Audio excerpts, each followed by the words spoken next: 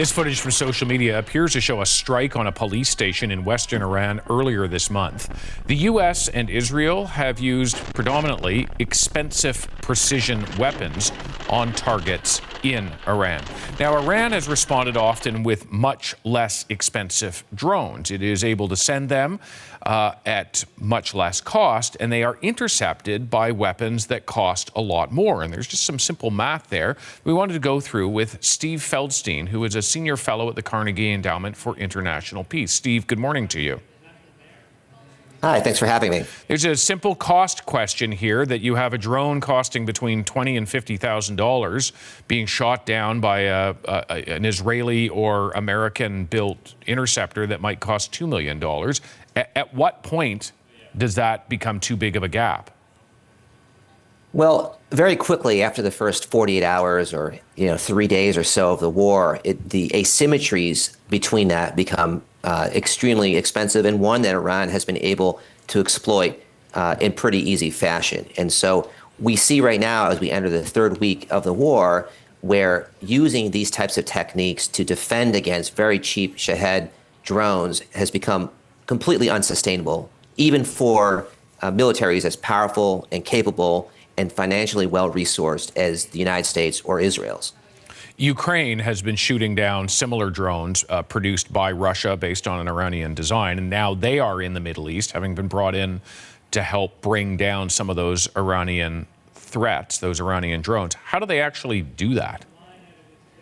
Yeah, so this has been really a story of slow adaptation by the U.S. military, because Iranian Shahed drones or their Russian counterpart drones based off the design called Garan drones have been in use for several years now in Ukraine. And the Ukrainians dealt with the same problem a few years ago, where essentially they said, we can't keep using expensive Patriot missiles or equivalents to shoot down these $50,000 drones. And so over time, what they did was they developed what was called different types of drone interceptors. One of the most prominent systems is the Meraps system, something that Eric Schmidt, formerly of Google, helped to bankroll and fund. And so these same drone interceptors have now been exported. I think there's something like 10,000 have been acquired by the U.S. military to bring down the cost when it comes to intercepting cheap Iranian drones. And I think over the next couple of weeks, that should have some better success. They still cost money, but they're only about $16,000 compared to a $2 or $3 or $12 million interceptor.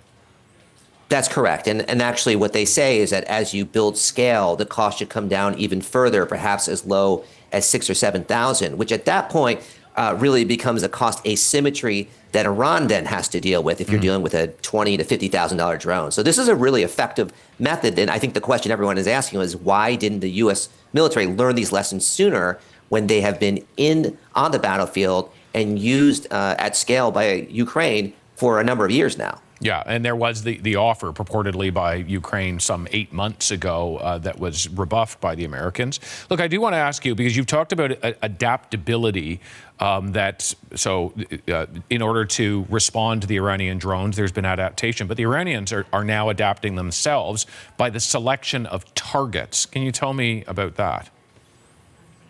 Right. Well, I think one of the strategies that the Iranian regime is deploying is to expand the war beyond traditional military targets and to expand beyond even soft military targets to civilian infrastructure, particularly civilian infrastructure that will lead to a huge economic cost on the part of the United States, Israel, countries in the Gulf.